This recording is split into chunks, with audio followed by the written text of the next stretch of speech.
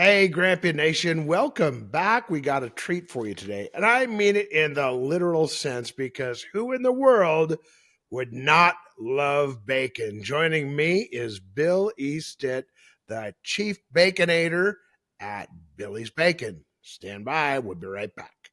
In 2013, I coined the name Grampian, and I gave it to your host, Jim Tracy. William Bill E. Stitt, boss of the old 27 Grill, unpretentious grub and cold libations, and now also the chief owner, chief bacon maker, CBM, chief bacon maker at Billy's Small Batch Bacon, Gourmet Bacon. And I wanted to let everybody know I am not just a podcaster; I am a fan. And I don't like promote stuff that I don't use and love myself. I love your product, bro. Welcome to the Grampian. Happy to be here. It really made me happy when you lifted up that package of bacon. That's what we love to see. Yeah. Well, I'm a kind of a bacon aficionado because we bought 10 pounds of it. We didn't buy this wasn't a Wow. 1 pound purchase, man. I have 7 people living with us, and everybody's a fan. So first question, oddball question. You go by Bill and then the letter E. What's your middle name? Earnest, as in the Ernest. importance of being earnest. All right. So I was thinking more like Ernie Shavers, the boxer who got his block knocked off by Muhammad Ali, or I'm named after my two great uncles, my great uncle William and my great uncle Ernest. all right. Well, that's a pretty darn righteous name then. All right. So as I mean, we got the package in. My daughter put it in the air. So by the way, Jamie nationwide wants to recommend, and I'm going to forget how many minutes, but an air frying of your product. And Okay. it was amazing. So for Great. all of you yuppies out there, air fry it. For the rest of us, we put it on a griddle or in a pan. Was she able to save the drippings in the air fryer? Oh, yeah. Good. Oh, yeah. Yep. So what makes Billy's Bacon so special? Well, there's a lot of pieces to the puzzle. The main thing is just the selection of pigs that we choose. And we really want to work with great farmers that go out of their way to make sure that they're raising the animals properly and they're not injecting them with growth hormones and growth antibiotics. And then, we follow a tried and true traditional process, and we do it slow. And then lastly, it's all made behind our live music stage, so it gets serenaded by songwriters. You've got to sing to your pork belly. You gotta sing to your pork belly. Okay, so one of the things that I noticed is kind of a thick cut, but above and beyond that, there's more meat and less fat in your bacon. And some people would like frown on that, but I'm thinking this is the most amazing bacon I've ever had. How does that come to pass? Well, the bellies, you've got ups and downs, just like on a ribeye. And the ups are going to be a little leaner and the downs are going to be a little fattier. And you get a mixture of both when you order our bacon. And you're going to get it the way it looks right when it came off the belly. We don't put it in a bacon press to make it all square and beautiful. We serve it the way it's cut. Yeah. You know, I get picked on every now and then. Somebody will email me or call me and say, Billy, this bacon's got a lot of fat on it. And I'm like, it sounds like you want a pork tenderloin. Yeah. And, ours is not pork tenderloin. It is pork belly bacon. Well, man, I got to tell you that this was the meatiest, loveliest bacon. And I don't mean the 1 pound. I mean, the whole batch was 10 Good. pounds. So why do you call it gourmet bacon or do you call it gourmet bacon? Because it kind of tastes like that to me. Well, it's a small batch bacon, meaning we make it in small batches. Everything's done by hand, from the curing to the smoking to the slicing to the packaging. And, it's all wrapped in butcher paper, just like you'd get it if you had it cut for you at a butcher shop. Yeah. Gourmet is kind of a tricky word. I am confident enough to say that our bacon is heads and toes above the rest. It's just, All right. yeah. I would agree with that. But would you then call it a pretentious bacon? You have an unpretentious grub restaurant, Right. but you have got a kind of a pretentious bacon, man. It's got an attitude, that's for sure. Yeah. Yeah. Yeah. Scale it up. So you use a mixture of, if I remember right, it's like Berkshire red and then some type of wine, white Chantilly pigs, whites. Chantilly white. Right. So you cross those to get specifically kind of the product that you're looking for. How did that come about? A lot of study and a lot of, just listening to people, experts, Uh huh. and going back to the guy that I worked with as a teenager back in the Mississippi Delta. And he said, you need to pick what you like, and you need to make sure if you want to make a lot of it, you need to make sure that enough people like it also. Yeah. So the Berkshire Reds were pretty common. My childhood friend raised them in 4-H, and the Chantilly Whites, of course, or Charlotte's Web. Always got a kick of them from there. They're two pretty common pigs. They're heritage breeds, and Okay. they just produce a really, really great, consistent belly. All right. So you mentioned local farmers. I know that my son is a first generation rancher, and so it's a tough way to make a living. Tell him thank you. Yeah, I'll do that. I mean, But seriously, it's like our veterans. We're very proud of our veterans. We should be just as proud of our farmers. They get up every day and they fight the fight, and they're doing things that other people will not do. mhm. And he should be honored and proud for what he's doing. Well, as a rancher, I know that he loves your product because you buy from small farmers instead of from corporate farms. Why? What about that? What drew you towards that? Well, we tried to buy from small farmers down here, but we couldn't get enough, and it's so hot that we had to reach out to the Midwest where all the feed is. And so we started with 3 small farmers. Some of them were third, fourth generation, Yeah, that were doing all the stuff that everybody says nobody was doing. They were making sure the yeah, pigs could go inside and get out of the rain and go outside and play in the clover. They yeah, were making sure the pigs were treated right and not under a lot of stress. They were feeding them properly, and they were also not just injecting them with these growth hormones and growth antibiotics. So when I found out that there were a decent amount of small farmers that were still doing this, that's as we grow, we take on a few more of those, and hmm. it So really keeping makes a Charlotte big difference. happy. Yeah, exactly. All right. So, speaking of keeping pigs happy, you're the first guy I ever heard of that said, "I serenade my bacon." I don't sing to it; they don't want that. But Okay. but You don't want sour bacon.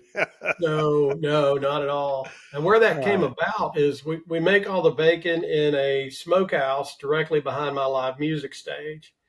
And in the beginning, before I even had team members from the bacon company, I would sneak up here at night when the restaurant's operating and smoke some bellies and work on my recipe for my cure and really try to nail it down. And I just would listen to the singers, and I was like, man, this bacon's getting serenaded.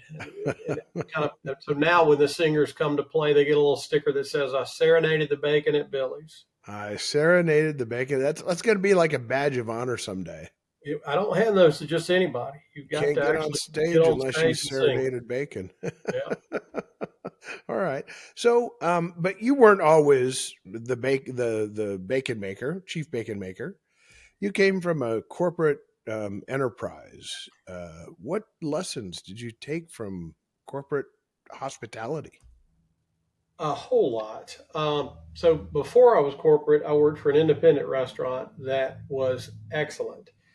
And one of the owners was a Holiday Inn man. Oh, And he was a big quality, recipe following gentleman. And he taught me a ton. And then the other owners were also business operators that just, believed in doing things right. hmm. When I left them, I went to work for Ruby Tuesday Restaurants. It was owned by Morrison's at the time out of Mobile, Alabama. Ruby's, of course, had been founded before up in Tennessee. And I was so excited. I really wanted to see the world and get out there and have some fun. And they moved me to Memphis, Tennessee, about an hour north of Oxford, Mississippi. And I was happy because I knew my way around, and I got to run a few of the restaurants there, and eventually got to have my own in Fairhope, Alabama. And then I just kind of grew through the ranks of the company, the opportunities they offered. I jumped at, but they taught me a lot about setting goals and having targets and studying your past so you could improve. We were always setting goals. We weren't just going into every week going, hey, let's see what we get. We wanted to know what we did the last couple of years, the same days, and why. Yeah. And they taught me a lot about consistency, putting aces in places, not trying to do the whole job. Just like my baking company now, I have a wonderful team that makes my bacon. Yeah. I'm not the head bacon maker. My head bacon maker is awesome, but you can't make something successful and grow unless you let your people do their job. Mm, You will kill yourself if you get in there and you try to do everything, and you'll do wonderful for a little while, but it will burn you out so fast, and you can't do anything long term, and you won't survive the tough times. yeah. What a great lesson for entrepreneurs, right? Yeah. So, in making this product scalable, what steps have I mean, you got another chief bacon maker or head bacon maker, and you've got nationwide distribution. How do you make this scalable with small batches? Well, that's where we are right now. We're trying to figure out how we can scale up 2 to 3 times production where we are right now. We can in the current facility. Um, Space is an issue, and our the labor model's tough because everything's done by hand. Sure. But to truly scale this, I'm going to need to find the right partner. Yeah. And I'm not afraid to put that out there. I want to make sure it's somebody that's not going to take it away from me, and somebody that understands that we're two companies. We're a restaurant company and we're a baking company, and they Hmm. both promote each other. Yeah.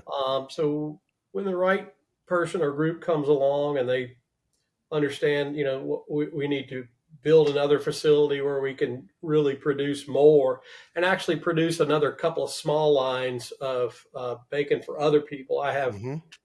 other companies that are reaching out to me on a regular basis saying, "Hey, Billy, can you make our bacon?" And then, of Yeah. course, we would do that, and it wouldn't say Billy's on it, but we would make batches for them to fund the company. Yeah. So that's the model. I don't want trucks and I don't want drivers. I want to use my backhaul system, and Yeah. my backhaul system. When we're all going up and down the interstates and we see these trucks, there's nothing more dissatisfying than seeing one running down the road empty. Empty. Yeah.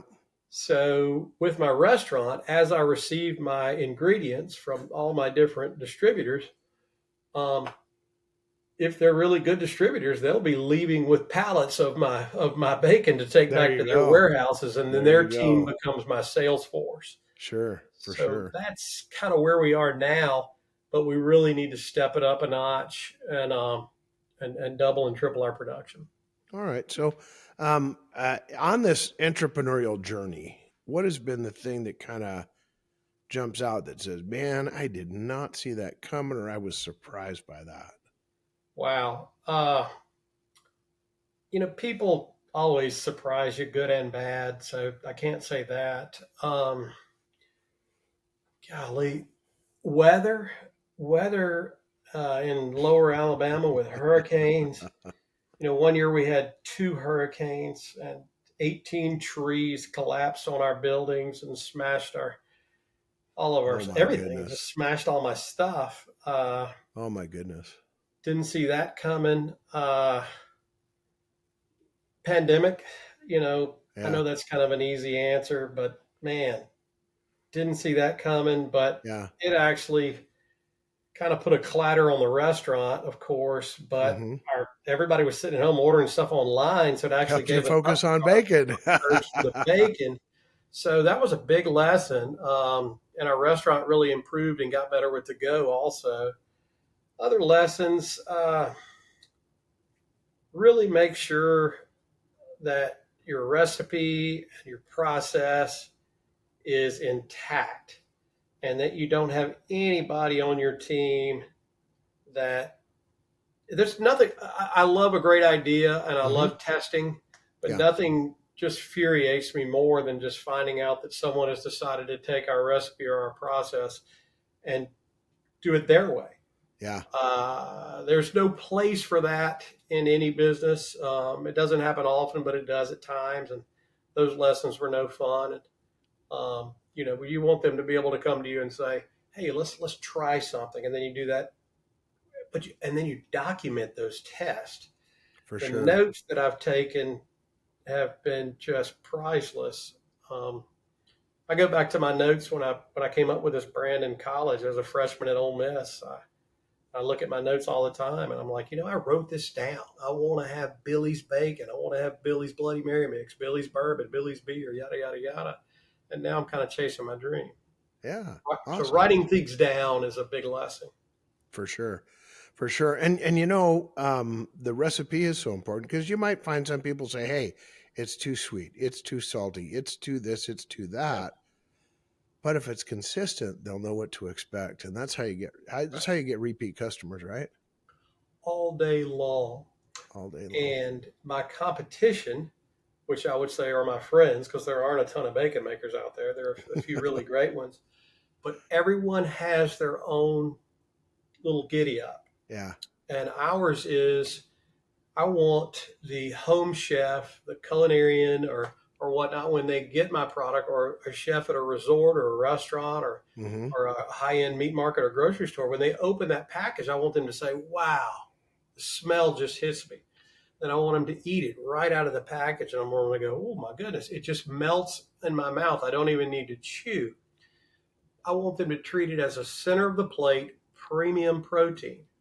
It's not a buffet bacon. It's not bacon for someone that's just looking for a topping on a salad. It's great on a salad, don't get me wrong, and it's great putting in your greens and your beans and your peas. But they need to really think about it, and it needs to be served in a meat market right next to the beef tenderloins and the New York Yeah. strips and the ribeyes. Right on.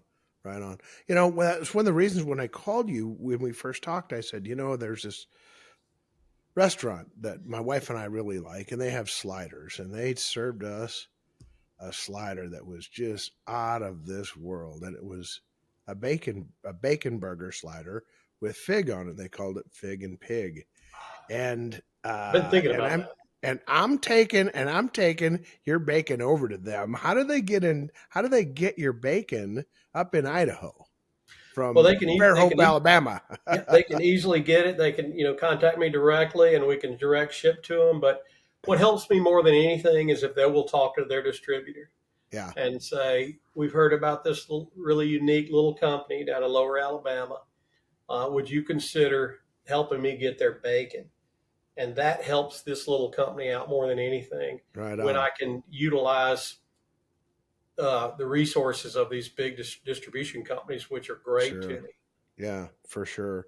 So what when people get back with you and they tell you, "I love Billy's bacon because," fill in that blank for us. What do you hear? And I hear it all. And there's nobody else answering the phone. So I get the calls 24/7, the text or the emails or the social media messages all go directly to me. But I get these really fun calls pretty regularly. Hey, I was just calling to talk to you about your bacon. And then when they find out it's me, you could just see their smile on their face because they're actually Yeah, talking to the guy. And I don't mean that cocky in any way. It helps me be a better bacon maker when I get to talk to them directly. And they say things like, "It reminds me of what my grandparents used to serve me." oh wow. Or, you know, first I thought it was too salty, but then I really dove into it and I realized that it's perfect. Um, or I was concerned that I couldn't see the bacon through the brown paper. There wasn't a Yeah. window in the packaging, but once I opened it and tasted it, my concerns went away. Uh, I hear, some of them really want to go through the whole tasting process. Like it starts off with salt, and then it hits you with smoky, and then all of a sudden you get the molasses from the brown sugar, and then the finish of a little bit of hickory, and then it changes on your palate, kind of like a glass of wine. Not that I Yeah. drink a lot of wine, but it's just the conversations are hysterical, and I really wish I had been recording them.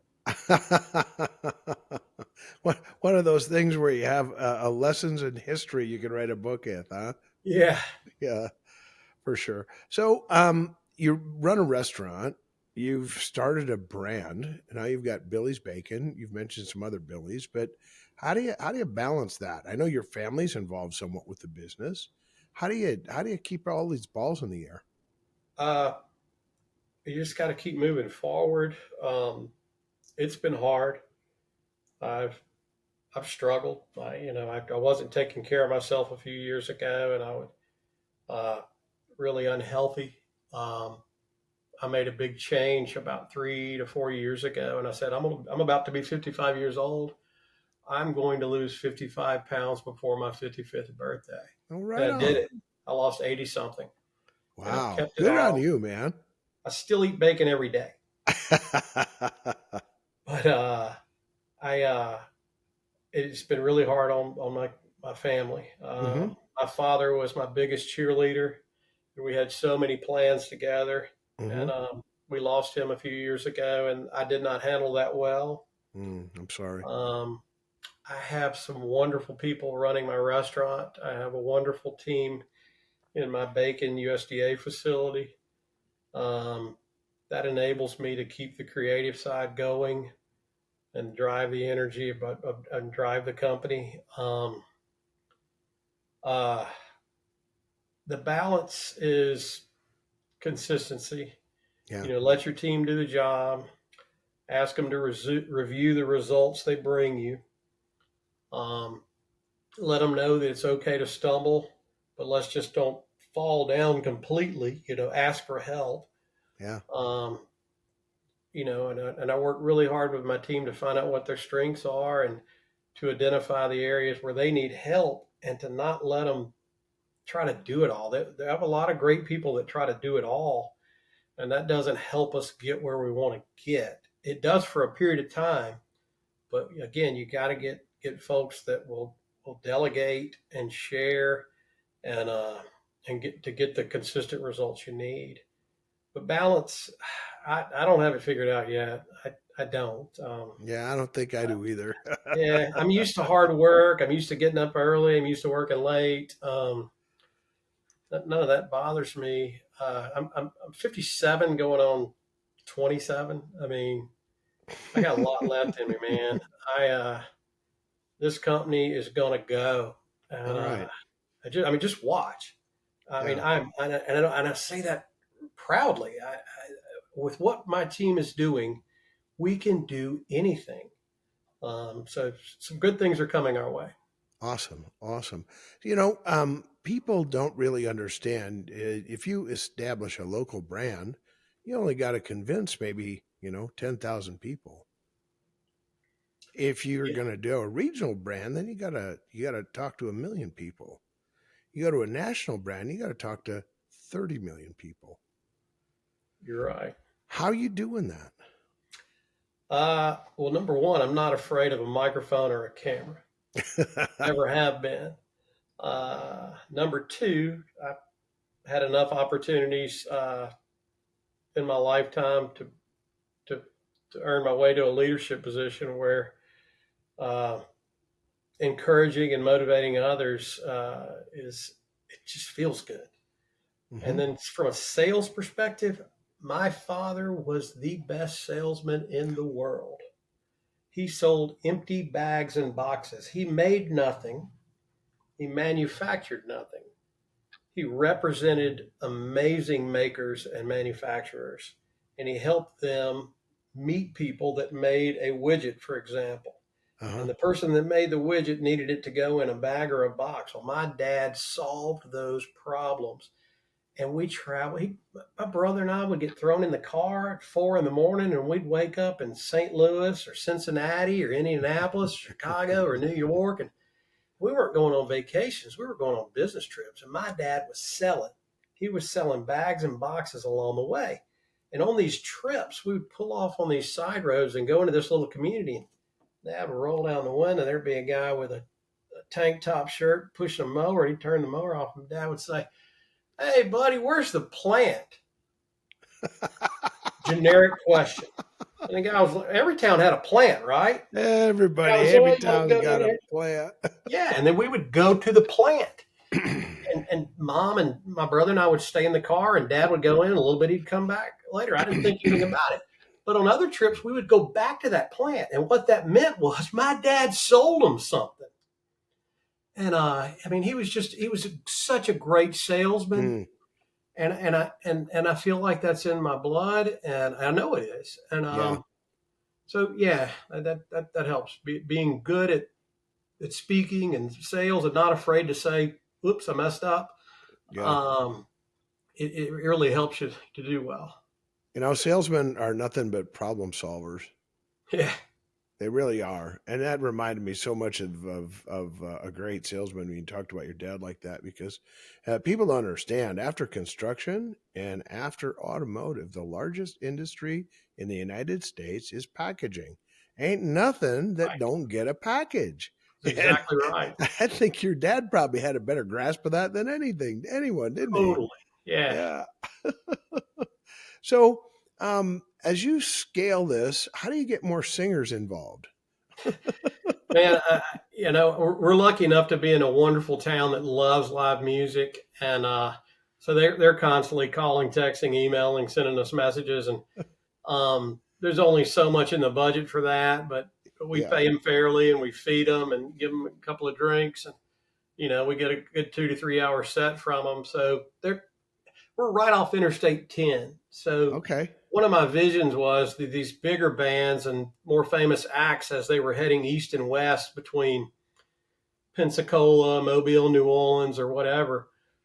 They might have a big gig they're going to, but they might just decide to pull off the road a little bit and come hang out at Billy's and serenade the bacon. There you go. There you go. All right. So what's next for Billy's? I mean, you've got the vision. What's next on the plate of unpretentious grub? Well, there's I two love that name, things. by the way. Yeah. Yeah. There's two things. And it really doesn't matter what order they happen in, but they've been in writing since this all started. And number one is the restaurant. We've already got home base right here in Fairhope, but we need to open 5 to 6 Little Billy's. Uh-huh. We need to go east, Pensacola, Destin, 30A. Hmm. We need to go west, Mobile, Ocean Springs, Mississippi, for example, Covington, Louisiana. And those 5 to 6 locations I can be at and check them out and be back in my own bed at night. Yeah. And they need to be company owned, but they need to have people that run them that have skin in the game. Yeah. They have some ownership too. So I Mhm. won't call it a franchise. I don't even know what the word is, but that needs to happen. And they will be smaller versions of what we have here. And they're just a bacon and burger joint, and following all my processes, recipes, and everything. Mhm. And the other thing is we've got to scale up the production of Billy's bacon. We've got to 2 and Mhm. 3 times scale it. And we've got to start making more products other than just bacon. I Mhm. need to release the other list of 10 to 12 items that I'm ready to roll out. I need to start working with all the different parts of the pig. When I have a big enough facility and I can get everything, and I can do my pulled pork, my butts, my ribs, my shoulders, the whole deal, it will just explode. And that's going to happen. I pray about it all the time, and Yeah. that guy knows what's going on. So I got to keep listening to him. There you go. Well, if you ever need a good rib recipe, I know that they say in Texas they got the best ribs, but up in Idaho, I'm the Okay. rib guy. All right. We can definitely talk about that. All right. So when you look at the distribution. I'm going to go back to this restaurant locally. How do you get a restaurant to get your product in so they can try it? Well, you've got to call on the right people at the right time. Mm-hmm. Sometimes that's the owner, but not always. Sometimes that's just a random team member, but not always. Most of the time, it's the guy or the girl that's running the kitchen. Uh-huh. When they get wind of my product or they taste it at a show or order it or get it from a friend, and they're like, man, I got to get that. Billy's done all the work. We're not sitting here spending days and weeks making bacon and taking up all this space. And then knowing when to call on them, Yeah. you definitely don't want to show up at 11:30 and say, hey, can I speak to your kitchen manager? Yeah. So you kind of scout out the location and you pop around back and you look for the 2 or 3 folks standing out back smoking a cigarette. Yeah. And you walk up and say, you guys interested in trying some bacon? And the answer is always yes. All right. Well, I'm going to take my local outfit a pound of your bacon, but I appreciate you carving out some time for us, Billy. I think you got success written all over this because the product is actually that good, and because hey, man, I'm a believer. So you've lived a big life. You've come through the corporate world. You've obviously influenced by your dad a lot, but who is one of the champions that affected your journey in such a big way, significant way, that you have to give them a tip of the cap and say thank you to them on the Grampian podcast? Yeah. I would say a gentleman by the name of Don Welge. Don's from Chester, Illinois, and he and my father did business together. But they both met out of college. Dad was selling multi-wall bags and corrugated boxes, and they met in the late 50s, early 60s. And Don, he always believed in me, and I owe him everything. And both my dad's gone and Don's gone, and just truly love that gentleman. And then when they would let me when my dad and Don would sit down and we would talk about my plans and my goals, it was just awesome. He is the creator of Gilster Mary Lee, flours and cake mixes and breadings, and wow. They make cereals and pastas, and they had like 8 to 10 food manufacturing plants in Missouri, Wow. Southern Illinois, and